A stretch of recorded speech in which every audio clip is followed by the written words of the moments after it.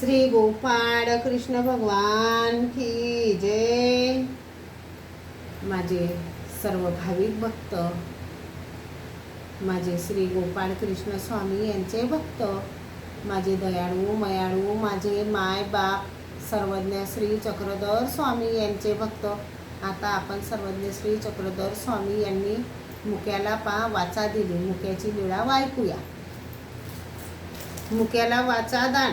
अमरावती जिल्ह्यात रंगार वासनी नावाचे एक गाव आहे। तेथे वंखनाथाचे मंदिर होते। तेथे स्वामी गेले असताना माईपाड नावाचे गृहस्थ आपल्या मुक्या असणाऱ्या मुलास घेऊन आले। स्वामींनी त्यास विचारले, एवढ्या दूर गावाबाहेर आमच्या दर्शनास येण्याचे काय प्रयोजन?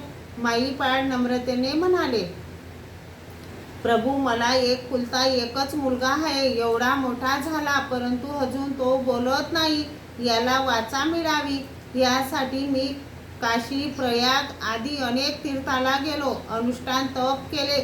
ज्यांनी जसे सांगितले ते सर्व मी या मुलासाठी केले, परंतु काहीच उपयोग झाला नाही। आपण आल्याचे कळाले। आपल्या सामर्थ्याबद्दलची ख्याती कीर्ती ऐकून आलो। देवा, एकुलता एक माझ्या वंशाचा हा दिवा आहे, जी माझा सर्व आधार हाच मुलगा आहे। तरी कृपा करून याला आपण वाचा द्यावी।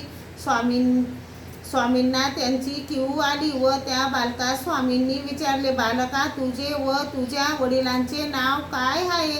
त्यावर त्याने सांगितले, माझे नाव सारंग नायक, माझ्या वडिलांचे नाव माईपाड नायक। अशा प्रकारे स्वामींनी त्यास वाचा दिली। स्वामी खूप दयाळू मयाळू कनवाळू कृपाळू आहेत। स्वामींनी मुक्या बालकाला वाचा दिली। श्री गोपाळ कृष्ण भगवान की जय।